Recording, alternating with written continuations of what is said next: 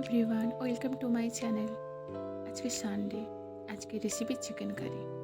পেঁয়াজটাকে দেখো কেটে নিয়েছি, কেটে রেখে দেবো। একটা মিক্সার গ্রাইন্ডারে আদা, রসুন, কাঁচা লঙ্কা, জিরে, ধনে গুঁড়ো আর কিছুটা গোলমরিচ দিয়ে একটা পেস্ট বানিয়ে নেবো।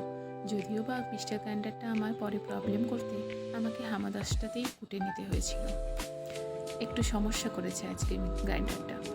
তারপরে ভালো করে ধুয়ে রাখা মাংসের সঙ্গে এই কিছুটা সর্ষের তেল আর নুন হলুদ দিয়ে মশলাটা কিছুটা কাটা পেঁয়াজ দিয়ে মাংসটাকে ভালো করে মাখিয়ে আধ ঘন্টা মতন রেখে দেবো। 15 মিনিট রাখলেও চলবে। এবারে কড়াইতে কিছুটা সর্ষের তেলে লাল করে আলুটাকে ভেজে তুলে রাখবো। মাংসটাকে যত সুন্দর মাখাবেন মাংসের টেস্ট তত সুন্দর আসবে। আলুটাকে লাল করে তেলে ভেজে নেওয়ার পর সেই তেলের সঙ্গে আরেকটু তেল দিয়ে গোটা জিরে আর শুকনো লঙ্কা ফোড়ন দিয়ে পেঁয়াজটাকে লাল করে ভেজে নেব। পেঁয়াজের সঙ্গে আমি এলাচ, লবঙ্গ, দারচিনি, গোটা গরম মশলাও দিয়ে দিয়েছি। তেলে প্রথমে দিলে খুব ফোটে, তাই আমি পেঁয়াজের সঙ্গেই দিয়ে দিই। পেঁয়াজটা লাল করে ভেজে নেওয়ার পর মাখিয়ে রাখা চিকেনটা মিশিয়ে দেবো।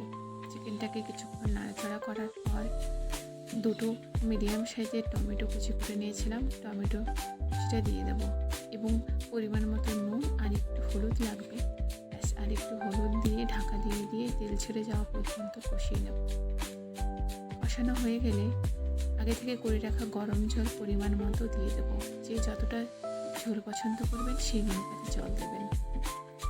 গরম জল দিয়ে ঢাকা মেরে দেবো। টকবক করে যখন ফুটবে ঢাকা দিয়ে দেবো। বেশ কিছুক্ষণ পর যখন আলু আর মাংসটা পুরোপুরি সেদ্ধ হয়ে যাবে এবং ঝোলটাও যতটা প্রয়োজন ঠিক ততটাই দাঁড়াবে, ব্যাস তখন গ্যাসটা নিভিয়ে দেবো। আমাদের চিকেন কারি রেডি। রবিবারের দুপুরে গরম গরম চিকেন কারির সঙ্গে গরম গরম ভাত, ব্যাস একদম জমে যাবে।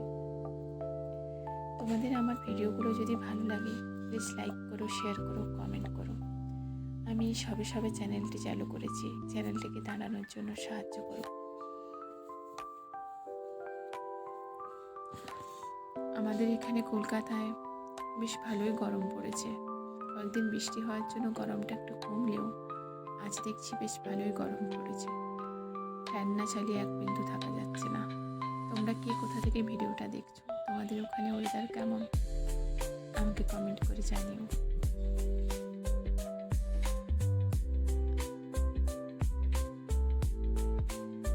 চিকেনটা আমি দুবেলার জন্যই করেছি। দুপুরবেলা ভাতের সঙ্গে এবং রাত্রিবেলা রুটির সঙ্গে হয়ে যাবে, তাই একটু বেশি করেই করলাম।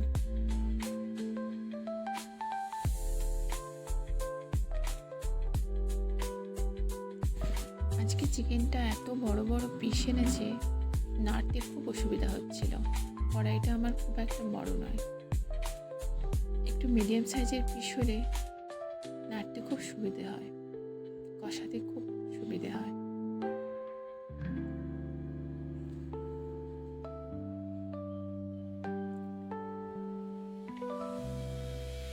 দেখো প্রপার কষানো হয়ে গেছে, তেল ছাড়তে শুরু করেছে চিকেন থেকে। এবারে গরম জল দিয়ে দেবো। আচ্ছা, তোমরা আর কি রেসিপি দেখতে চাও আমায় একটু কমেন্ট করে জানিও, তাহলে আমার সুবিধা হয় ভিডিও বানাতে।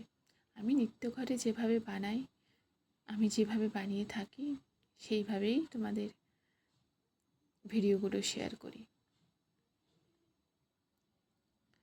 একা হাতে ভিডিও করি আর সমস্ত রান্না বান্না একা হাতেই করি, তো তাই একটু অসুবিধা হয়। ও ঠিক আছে।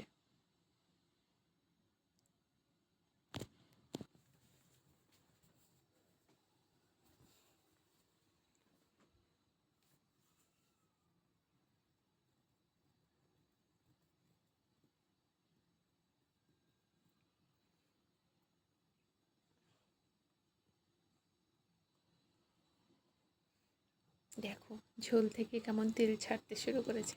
ব্যাস, চিকেন কারি একদম পারফেক্টভাবে রেডি। বাই।